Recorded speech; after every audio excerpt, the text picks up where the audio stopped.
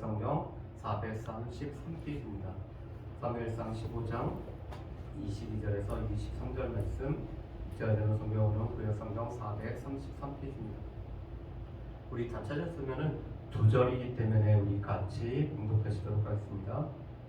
사무엘이 이르되 여호와께서 번제와 다른 제사를 그의 목소리를 청종한 것을 좋아하신 같이 좋아하시겠나이까. 순종이 제사보다 낫고 듣는 것이 순양의 기름보다 나으니 이는 거역하는 것은 점치는 죄와 같고 완고한 것은 사신 우상에게 절하는 죄와 같음이라. 왕이 여호와의 말씀을 버렸으므로 여호와께서도 왕을 버려 왕이 되지 못하게 하셨나이다 하니. 아멘. 오늘 우리가 다니엘 왕국 시대를 우리가 같이 보려고 합니다. 구약의 시대를 저희가 10개의 시대로 나누었죠. 창조시대, 족장시대, 출애굽 광야시대, 그리고 정복시대, 사사시대, 오늘은 다니엘 왕국시대, 그리고 분열왕국시대, 포로시대, 포로귀환시대, 그리고 침묵시대로 이렇게 구약의 시대를 우리가 나누어서 살펴보고 있습니다.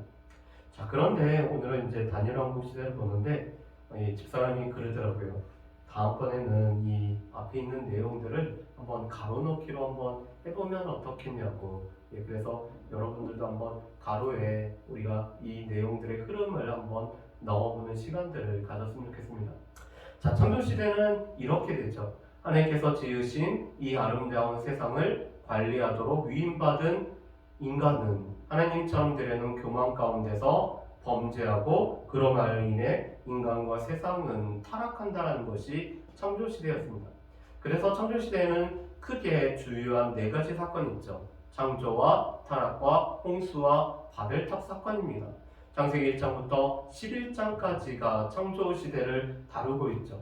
그리고 하나님께서 언어를 혼잡게 하시고 흩어진 사람들 가운데서 아브라함을 통해서 하나님의 구원의 역사를 이루어가는 것이 바로 이 족장시대입니다. 족장시대는 이렇게 되겠죠. 큰 민족을 이루어 복의 근원이 되게 하시겠다는 하나님의 약속을 믿고 믿음의 조상들은 역경을 헤치며 살아간다는 것이 바로 이 족장시대입니다. 족장시대는 무엇보다도 하나님 나라와 관련된 언약이 맺어지죠.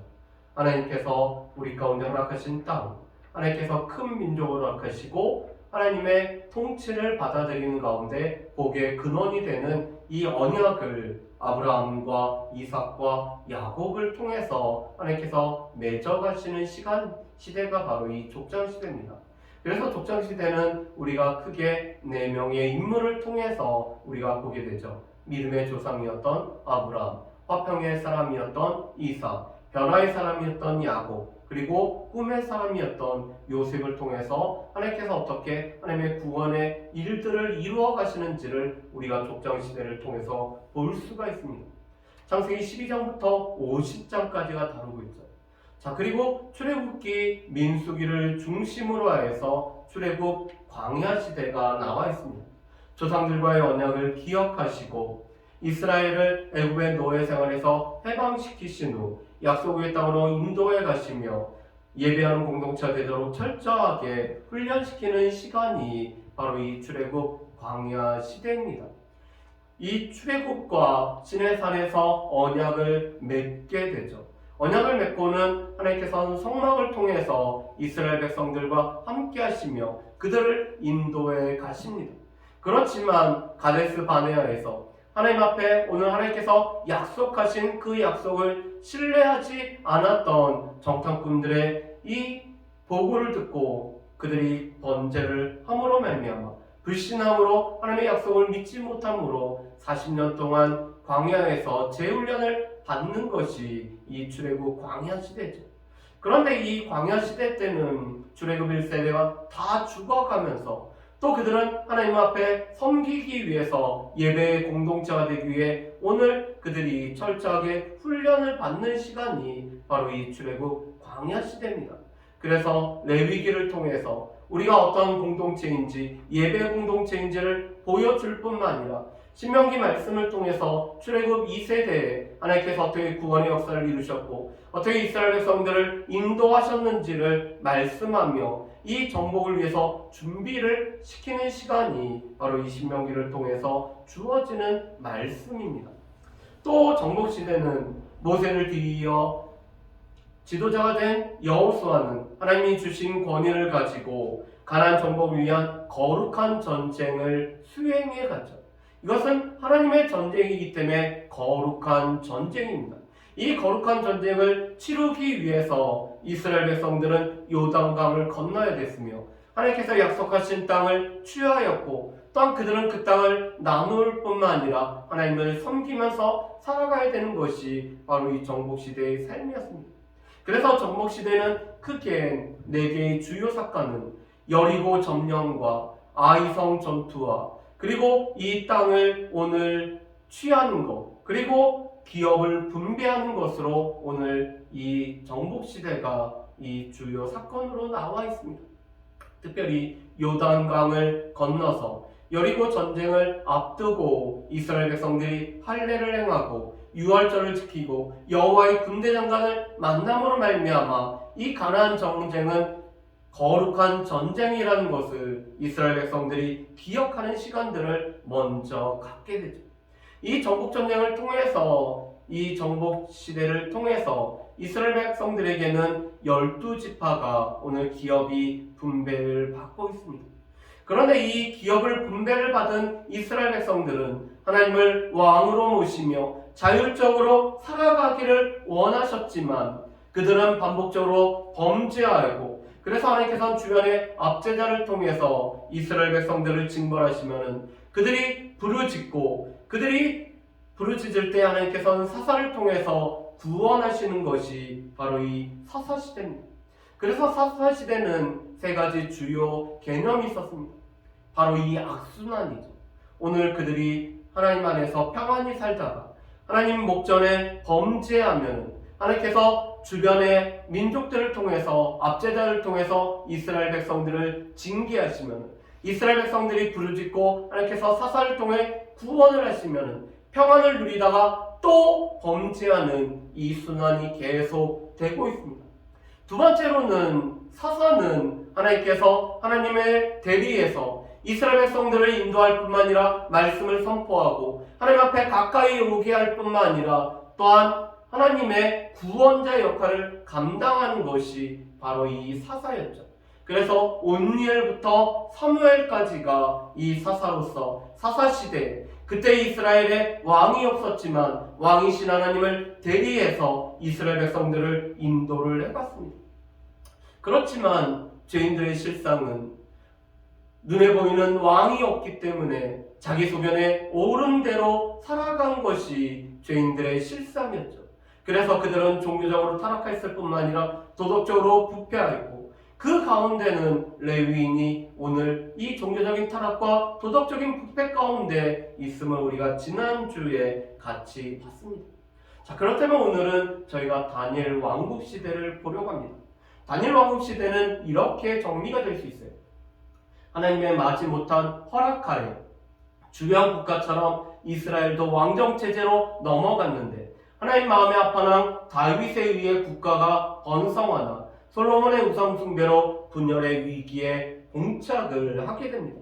그래서 다니엘 왕국 시대는 사울 왕과 다윗 왕과 솔로몬 왕 이 3명으로 120년을 이 다니엘 왕국으로 오늘 지내게 되죠. 그런데 여기서 보면은 하나님께서는 이스라엘 백성들이 늘 자율적으로 살아가기를 원했기 때문에 사사시대라는 아주 특별한 시대를 허락하셨습니다. 그래서 눈에 보이는 왕은 없지만 하나님께서 왕이시기 때문에 하나님의 그 보호와 인도 가운데 자율적으로 살아가기를 원하셨죠. 그것은 주변에 있는 민족과는 주변에 있는 나라와는 다른 모습으로 살아가는 것입니다. 그런데 이스라엘 백성들은 주변에 이 국가처럼 그들도 살아가겠다는 것. 하나님께서는 주변처럼 다르게 살아가라고 말씀하시는데 이 이스라엘 백성들은 주변 사람들처럼 똑같이 살겠다는 것이 바로 그들이 왕을 요구했습니다. 그래서 왕정체제로 바뀌었는데 이 단일왕국 시대, 통일왕국 시대는 어떠한 왕이 세워졌느냐에 따라서 그 왕의 보호와 다스림 가운데 있는 이 이스라엘 백성들 삶에 커다란 영향을 미치는 것을 보여주는 것이 바로 이 단일왕국입니다. 그래서 단일왕국 시대 때 다윗같이 하나님 마음에 합하나, 사도행전 13장에서 이 다윗을 하나님의 마음에 합한 자라고 하나님께서 말씀하십니다. 이 하나님 마음에 합한 다윗에 의해서 인도를 받을 때는 백성들이 평안함과 국가가 번성하지만 이 솔로몬처럼 하나님 아닌 다른 것들을 오늘 섬기게 되면은 나라가 나뉘어질 뿐만 아니라 국가가 어렵고 그 가운데서 오늘 이스라엘 민족이 어려움을 겪은 것을 우리가 보게 됩니다. 자, 그렇다면은 이 세 왕을 우리가 간략하게 한번 볼까요? 사울왕은 이렇게 됩니다. 초대왕이지만 왕권의 한계를 넘어선 월권으로 하나님께 버림받은 사람이 바로 이 사울왕이죠. 사울왕에 관해서는 사무엘상 8장부터 오늘 사무엘상 마지막 장까지 다루고 있습니다. 오늘 왕에게는 왕으로서 하나님을 대리해서 이스라엘 백성들을 보호하고 인도하는 책임이 있었는데, 이 사울왕은 자기에게 주어지지 않은 제사장의 권한과 또한 선지자의 이 영역을 오늘 그가 지키지 않음으로 말미암아 오늘 자기에게 주어진 월권을 넘어버림으로 말미암아 하나님 앞에 버림받은 왕이 바로 이 사울왕입니다. 반면에 다윗 왕은 영적인 부분과 정치적인 부분에 있어서 균형을 갖춘 왕이었죠. 그래서 사무엘상 16장부터 사무엘하 24장까지 16장부터 31장까지는 이 사울의 지배 아래서 오늘 기름 부음을 받았지만 광야 생활을 통해서 준비되어져 가는 과정을 그리고 있다라면, 사무엘하 1장에서는 이스라엘의 왕으로 오늘 유다 지파와 전체 이스라엘의 왕으로 40년 동안 통치하는 이 다윗의 모습을 볼 수가 있습니다. 그런데 이 다윗은 하나님 앞에 영적인 부분과 정치적인 부분에 있어서 균형을 갖춘 자였습니다. 제일 대표적인 예가 사울이 기름 부음을 받았기 때문에 사울왕을 죽이지 않고 있죠. 바로 하나님의 권위, 하나님께서 친히 재판장이 되신다는 것을 인정하기 때문에 하나님 앞에 맡겨드리는 영적인 부분입니다. 그렇지만 이것은 또한 이 사울을 다윗이 죽이게 되면은 이스라엘이 하나가 되어서 12지파가 하나로 될 수 없는 일들이 생깁니다. 그래서 다윗 왕조는 단일 왕조를 유지할 수 있었던 것이 바로 이 다윗이 사울을 자신의 손으로 죽이지 않았기 때문에 그렇죠. 그런데 반면에 북이스라엘은 끊임없는 쿠데타가 일어나는 것을 볼 수가 있습니다. 솔로몬 왕은 전제 군주제를 확립하고 최고의 번영을 누렸으나 자기 꾀에 자기가 빠진 왕이 바로 이 솔로몬입니다. 솔로몬의 시대 때가 가장 이스라엘에는 가장 번영한 시기일 뿐만 아니라 가장 넓은 영토에 오늘 이 국가를 이루고 있죠. 그뿐만 아니라 강력한 통치권이 이루어짐으로 말미암아 이 다윗을 이은 솔로몬 때 강력한 왕권이 세워지게 됩니다. 그런데 이 솔로몬은 하나님 앞에 성전을 짓고 하나님 앞에 지혜를 구했던 이 지혜의 왕이었지만, 그가 오늘 애굽을 비롯한 주변에 있는 나라들과 정략 결혼함으로 말미암아 나라를 오늘 굳건하게 세우려고 했던 그 자신의 꾀에 자기가 빠짐으로 말미암아 솔로몬의 아내들이 이 솔로몬의 마음을 돌이킴으로 말미암아 나라가 분열되게 만든 장본인이 바로 이 솔로몬이 되고 있습니다. 자, 그렇다면 오늘은 우리가 이 사울왕에 관해서 살펴보면서 이스라엘의 왕은 어떠한 존재여야 되는지를 우리가 한번 같이 살펴봤으면 좋겠습니다. 먼저 왕을 요구하는 이스라엘 백성들의 모습을 우리가 볼 수가 있습니다. 사무엘상 8장 5절과 2절, 20절 말씀에 보면은 이렇게 말씀하죠. 모든 나라와 같이 우리에게 왕을 세워 우리를 다스리게 하소서. 우리가 주변에 있는 나라들과 똑같이 되기를 원합니다. 우리에게도 왕을 세워서 우리를 다스려 주기를 원합니다라는 것이 오늘 이스라엘 백성들의 요구였습니다.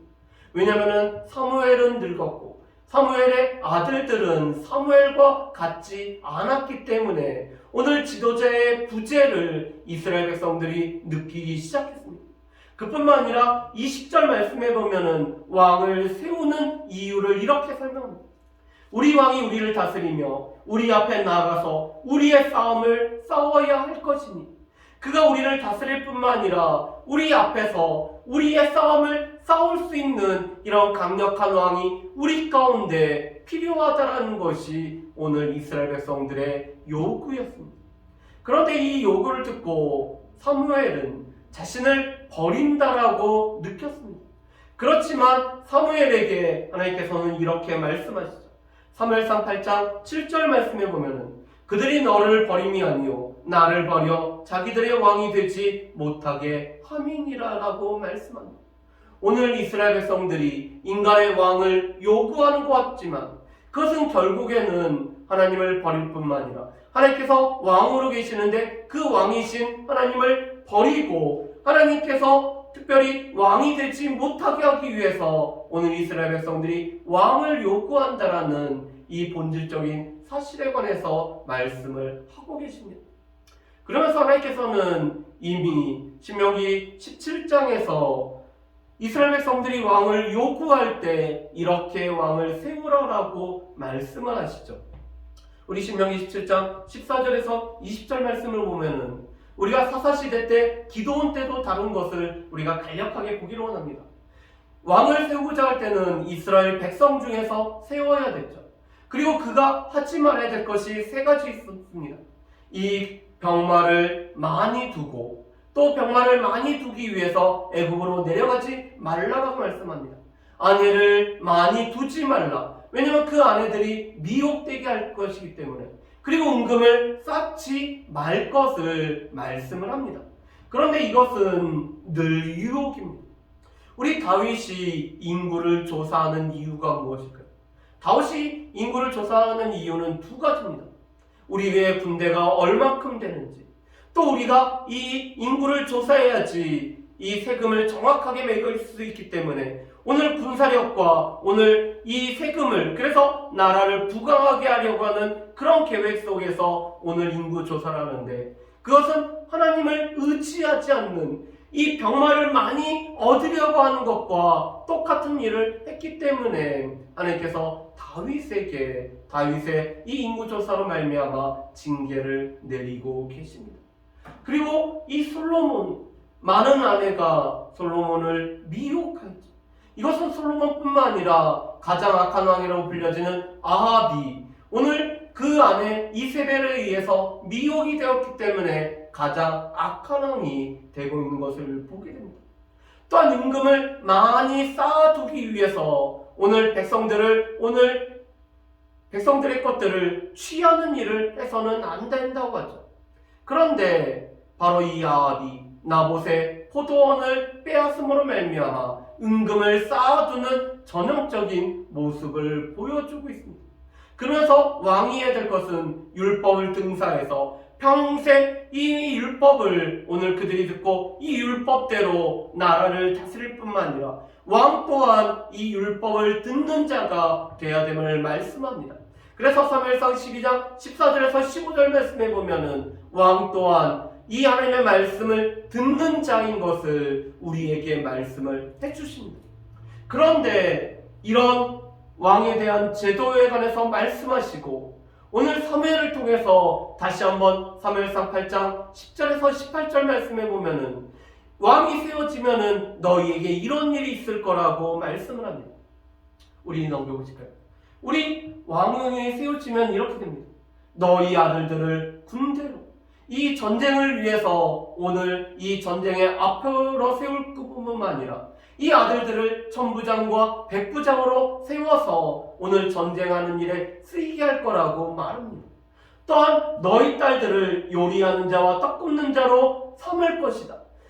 이 왕궁을 운영하기 위해서 왕정제대를 유지하기 위해서는 오늘 이 남녀 오늘 이 필요한 일꾼들이 있고 그들이 바로 왕을 위해서 자신의 자유를 제한받는 일들을 하게 될 것을 말씀합니다. 그뿐만 아니라 왕은 너희의 밭과 포도원과 감람원에서 제일 좋은 것을 자기 신하들에게 줄 수밖에 없죠. 오늘 왕을 도와서 섬기는 신하들의 오늘 이 녹봉을 위해서는 오늘 백성들로부터 오늘 취해서 그것을 이 신하들에게 나눠줄 수밖에 없다고 합니다. 또한 너희의 소산의 11조를 세금으로 오늘 가져가게 된다라고 말하죠. 그뿐만 아니라 이렇게 얘기합니다. 왕으로 말미암아 너희가 부르짖어도 여호와께서 응답하지 아니하실 거라고 말씀을 합니다. 여러분, 남유다의 가장 악한 왕을 꼽으라고 하면은 므낫셋을 들 수가 있습니다. 그런데 이 므낫셋과 또한 아하스 같은 이 악한 왕 때문에 아무리 부르짖어도 응답이 오지 않는 이런 안타까운 일들이 생기고 있습니다. 이것이 하나님께서 왕이 세워졌을 때 너희의 자유가 너희 가운데 이 너희에게 어떤 이 어려움들이 있을지를 하나님께서 왕의 제도를 설명해 주라는 거죠. 그렇지만 이렇게 설명해도 백성들은 우리를 앞에서 우리의 싸움을 싸울 우리를 다스릴 왕을 허락해달라고 합니다.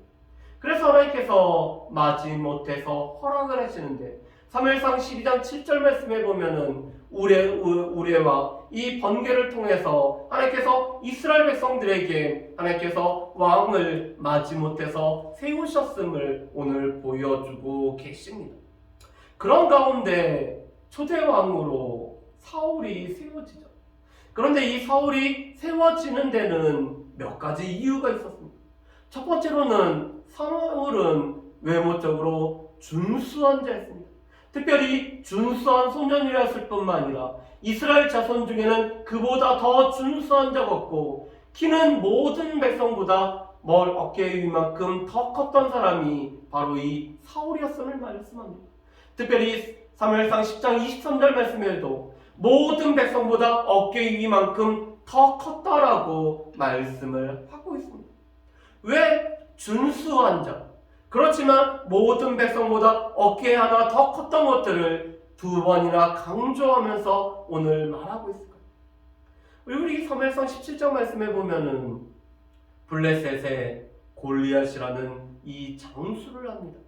그런데 그가 거대한 자죠. 이 신장이 장대한 자. 그가 바로 싸움을 도둘 뿐만 아니라 또 많은 사람들에게 오늘 그 덩치로 인해서 많은 사람들에게 두려움을 떨게 하고 있습니다. 그런데 사울은 이스라엘 백성들 가운데서 오늘 그가 준수할 뿐만 아니라 오늘 키가 더 어깨만큼 더 클 정도로 그래서 다른 나라 사람들에게도 이 사울의 그 체구가 이 두려움을 줄 수 있는 그런 사람이기 때문에 사울이 왕으로 세워집니다.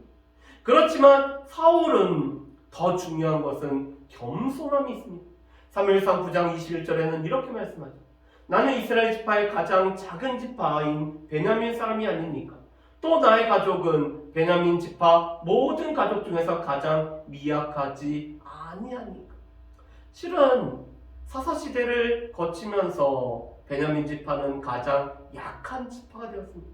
그런데 그 약한 지파 중에서 왕이 세워질 거라고는 아무도 기대하지 않았었는데 오늘 가장 약한 지파 가운데서 또 그 지파 가운데 가장 작은 가족 중에서 오늘 사울이 세워졌음을 말씀을 합니다.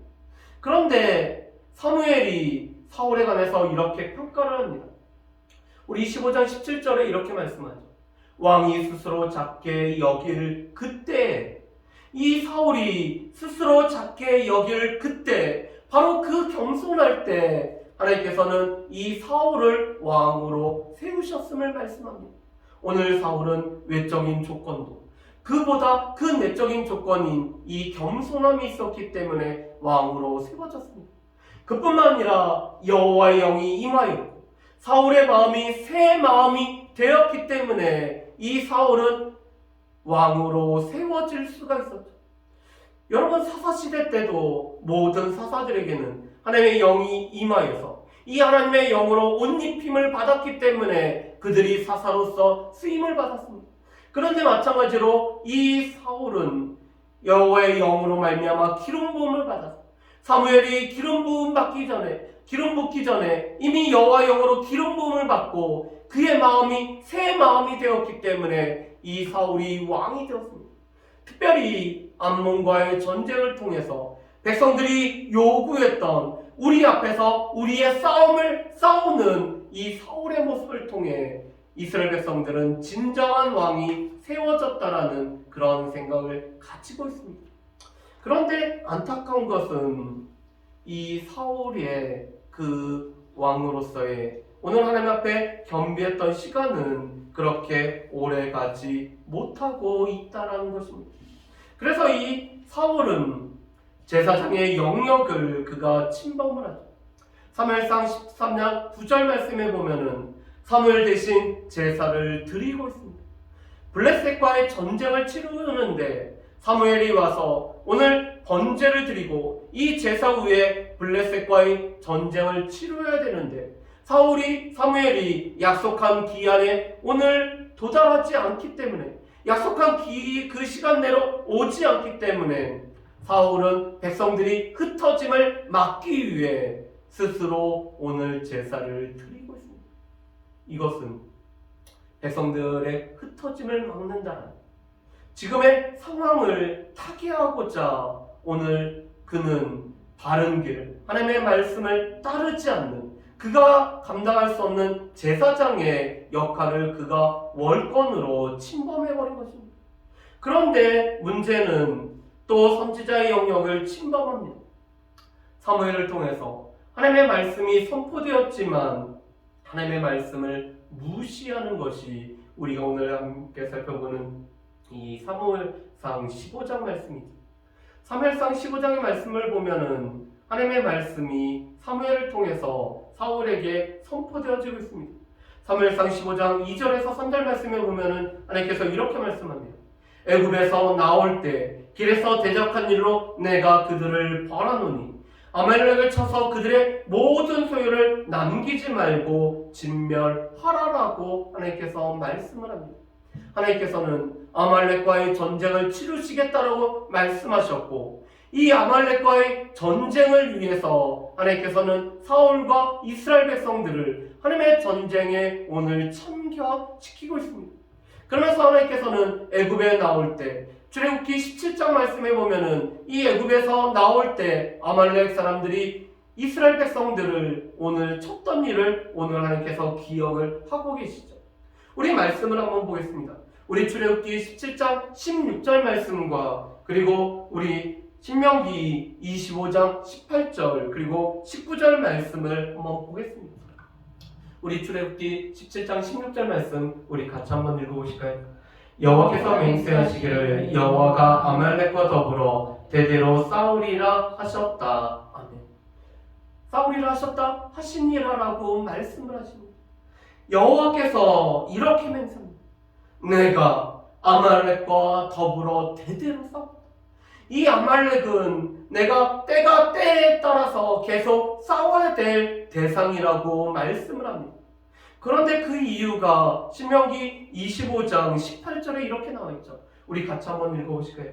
그들이 너를 길에서 만나 내가 피곤할 때 내 뒤에 떨어진 약한 자를 쳤고 하나님을 두려워하지 아니하였느니라. 아멘. 오늘 아말렉을 하나님께서 대대로 치시겠다는 이유는 두 가지였습니다. 오늘 그들은 뒤에서 그 중에서도 약한 자들을 쳤기 때문이었습니다. 오늘 군대와 군대랑 싸우는 것이 아니라 오늘 이 여정이 길어지다 보니까 오늘 이 행진하는 이 60만 아니 200만 되는 이 행군 중에서 약한 자들이 아무래도 뒤쳐졌습니다. 그런데 이 약한 자들을 아말렉이 쳤기 때문에 하나님께서는 그들과 대대로 싸우시겠다고 말씀합니다. 그뿐만 아니라 아말렉은 하나님을 두려워하지 아니하기 때문에 하나님을 오늘 두려워하지 않는 경외하지 않았기 때문에 하나님께서는 이 아말렉과 대대로 싸우시겠다라고 말씀합니다. 그러면서 19절에 이렇게 말씀하시죠. 같이 읽어보실까요? 내 하나님 여호와께서 사방에 있는 모든 적군으로부터 내게 안식을 주실 때 너는 천하에서 아말렉에 대한 기억을 지워버리라. 너는 잊지 말지니라. 아멘. 오늘 하나님께서 약속한 땅에서 오늘 사방에 이 적들로부터 안식을 주실 때라고 말씀합니다. 그런데 지금 이 안식이 주어졌죠. 하나님께서 기업을 다 취하게 하셨고 기업을 분배하지 하심으로 말미암아 땅을 취해서 안식을 취하고 계십니다. 그런데 이때 하나님께서는 천하에서 아말렉에 대한 기억을 지워버리라고 말씀을 합니다. 우리 개역 성경에 보면은 도마라라고 말씀하죠. 전혀 기억되지 않도록 아말렉이란 족속이 있었는지를 모를 정도로 오늘 그들을 다 진멸하라고 말씀합니다. 그리고 이스라엘 백성들은 이것을 잊지 말라라고 말씀합니다. 하나님께서 이 아말렉과 싸우실 것이고 하나님께서는 이스라엘 백성들이 이 일을 잊지 말라라고 말씀하십니다. 그래서 사무엘을 통해 사울에게 바로 이 그들을 다 진멸하라는 것이 여호와의 말씀이었죠. 우리 앞으로 넘어가 볼까요? 그런데 사울은 사무엘을 만나면서 앞으로 넘어가시겠어요?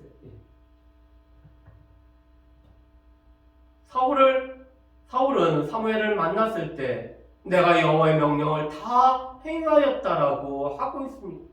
그런데 사무엘의 귀에 들려오는 소리가 있습니다. 양과 소의 소리가 들리고 있습니다. 그래서 사무엘은 이 양과 소의 소리가 들리는 것은 어찌함이뇨라고 물어봅니다. 그랬더니 사울은 마땅히 멸할 것이지만 이 하나님 앞에 오늘 제사를 드리기 위해서 오늘 좋은 것들은 남겨두었다라고 말하고 있습니다. 그뿐만 아니라 이 사울은 아말렉의 왕이었던 아각을 죽이지 않고 살려두고 있죠. 그러면서 길갈을 비롯해서 여러 곳을 다니면서 이 사울은 자신을 위한 기념비를 세우고 있습니다.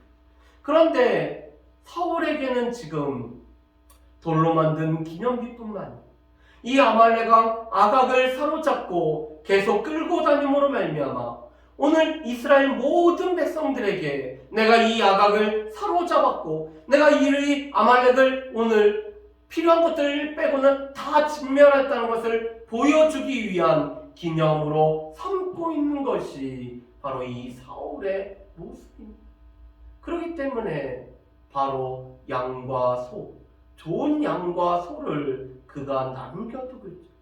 그런데 오늘 사무엘 앞에서 또 이렇게 얘기합니다. 백성들의 소리로 말미암아 제가 두려웠기 때문에 마땅히 멸해야 됨에도 불구하고 이 좋은 것들을 살려두었다라고 말하고 있습니다. 왕은 백성들의 말을 들어야 되죠. 그래서 솔로몬이 이 지혜를 구한다는 것은 듣는 마음을 구한다는 것입니다. 백성들의 소리를 들어야 될 줄 알아야 되죠. 그런데 문제는 그 백성들의 소리가 늘 다수의 소리가 옳은 것은 아니라는 것입니다. 그리고 오늘 이 좋은 것들을 남겨두고 아각을 살려둔 것은 사울의 의중이 담긴 것이지 20만이 되는 백성들의 소리 때문에 이것을 남겨둔 것이 아님에도 불구하고 마치 백성들의 소리 때문에 남겨두었다라고 오늘 이 사울이 이야기를 합니다. 그랬더니 우리가 너무나 잘 알고 있는 말씀을 우리에게 해주고 계십니다. 그게 바로 우리가 오늘 읽었던 사무엘상 15장 22절에서 23절 말씀이죠. 하나님께서 번제와 다른 제사를 그의 목소리를 청종하는 것을 좋아하심같이 좋아하시겠나이까. 순종이 제사보다 낫고 듣는 것이 순양의 기름보다 나으니라고 말씀을 합니다. 하나님께서 이스라엘 백성들에게 제사를 요구했던 것은 이 제사를 통해서 하나님과의 관계가 회복되어지는 것입니다. 그런데 하나님과의 관계가 회복되어진다는 것은 하나님의 그 목소리를 듣고 그 목소리대로 살아가겠다는 것이, 그래서 하나님은 우리의 하나님 되시고 우리는 하나님의 백성이 된다는 것이 바로 이스라엘 백성들이 늘 지켜야 되는 언약의 관계였습니다. 그런데 이 언약의 관계가 깨어질 때 드려지는 것이 제사였죠. 다시 한번 하나님과 언약 관계를 복원하기 위해서 드려지는 것이 제사입니다. 그래서 하나님께서는 이 이스라엘 백성들에게 제사를 요구하신 것은 실은 하나님과의 언약 관계를 유지하기 위한 수단으로 오늘 제사라는 것을 하나님께서 요구를 하고 계십니다. 그래서 하나님께서 더 원하시는 것은 하나님의 말씀을 청종하는 것, 하나님의 말씀을 듣는 것을 원하고 계십니다. 그래서 하나님께서 우리 가운데 우리의 상한 심령으로 드려지는 제사를 더 원하시고, 우리가 하나님 앞에 나아가는 것을 더 원하시고, 하나님의 말씀을 듣는 것을 더 원하십니다. 그래서 하나님은 순종이 제사보다 낫고 이 듣는 것이 수양의 기름보다 낫다라고 말씀합니다. 그런데 오늘 순종하지 않는 것은, 그 마음이 완고한 것은, 그 거역하는 것은 점치는 죄와 같고 살아있는 우상에게 오늘 제사를 드리는 것과 같다라고 말씀을 합니다. 그래서 23절에 하나님께서 이렇게 말씀하시죠. 여호와의 말씀을 버렸으므로 여호와께서도 왕을 버려 왕이 되지 못하게 하셨다고 말씀합니다. 우리 이제 말씀을 한번 정리해볼까요? 사울왕을 통해서 하나님은 왕은 어떠한 존재여야 됨을 말씀합니다. 왕이 율법의 등사본을 늘 옆에다 두고 이 율법을 들어야 되는 것은 기록된 말씀과 또한 선지자를 통해 선포된 말씀을 들어야 되는 존재가 바로 왕이라는 것입니다. 백성들도 말씀을 들어야 되지만 오늘 백성들을 인도하는 왕은 특별히 하나님의 말씀을 듣고 이 말씀대로 살아가야 되는, 왜냐하면 하나님께서는 말씀대로 역사하실 뿐만 아니라 말씀을 통해서 우리 가운데 역사하시기 때문에 이 말씀을 들어야 되는 바로 백성들의 본이 되어야 되는 사람이 왕입니다.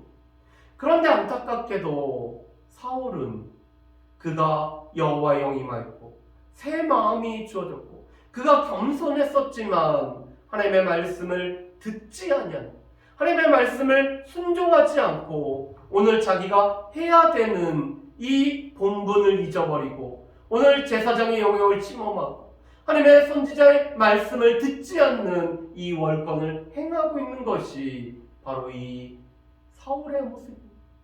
그에게는 양과 소의 소리, 이 좋은 것들을, 이것을 가지고 제사를 드리고 하나님 앞에 오늘 감사의 제사를 드리고 그 좋은 것들을 우리가 취할 수 있는데라는 이 양과 소리를 듣고 또 백성들의 이 소리를 듣고 더 중요한 하나님의 말씀을 듣지 않는 것이 사울의 모습입니다. 우리 가운데 소음성 난청이라는 것이 있습니다. 이 소음성 난청이라는 것은 우리 귀가 아주 시끄러운 곳에 너무 오랫동안 노출되어 있으면 가는 귀가 먹는 것을 보고 소음성 난청이라고 얘기합니다. 그래서 이 귀에다가 이어폰이나 이 헤드폰을 장시간 쓰고 끼고 시끄러운 음악을 계속 듣게 되면 우리의 청력이 약해지죠. 그런데 사울에게 있어서는 백성들의 소리와 또 이 양과 소의 소리가 소음성 난청으로 작용됩니다.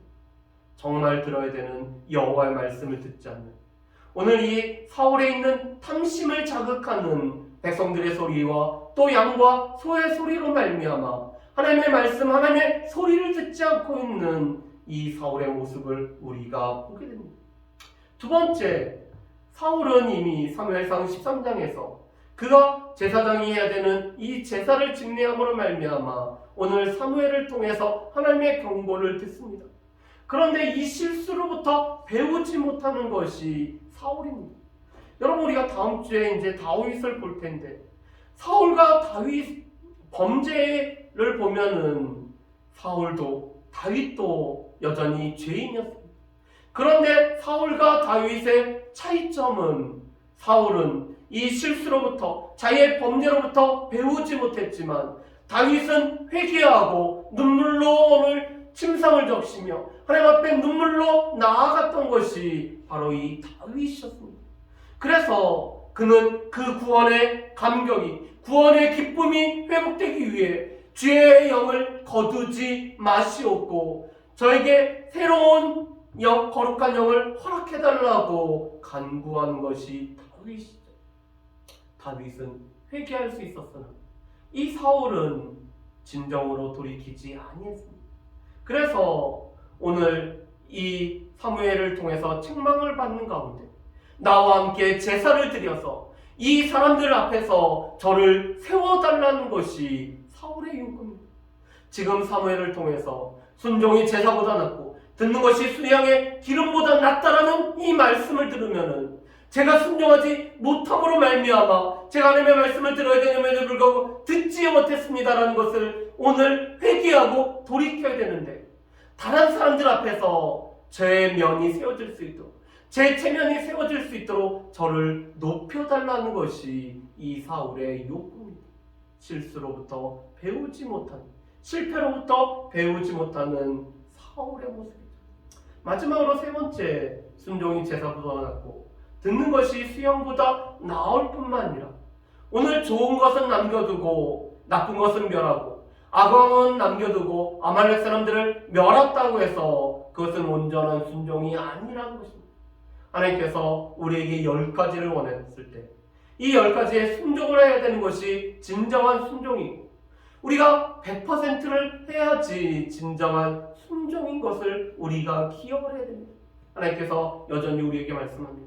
순종이 제사보다 낫고 듣는 것이 수양의 기름보다 낫기 때문에 여전히 우리가 하나님의 말씀에 귀 기울이며 우리가 이 말씀을 지켜 행하는 자가 복되다라는 사실을 우리가 기억할 뿐만 아니라 우리 가운데 있는 이 주변의 소리로 말미암아 하나님의 이 소리, 하나님의 말씀을 듣지 못하는 어리석은 저와 여러분들이 되지 않고 오직 하나님의 말씀대로 살아갈 수 있는 저 여러분들 되시기를 주님의 이름으로 축복합니다. 우리 이 시간에 함께 찬양하고 우리 기도하는 시간을 갖습니다. 하나님께서 우리의 왕이 되셔서 우리에게 문들아 열릴지어다, 영원한 왕이 들어가시기 때문에 문들아 열리라고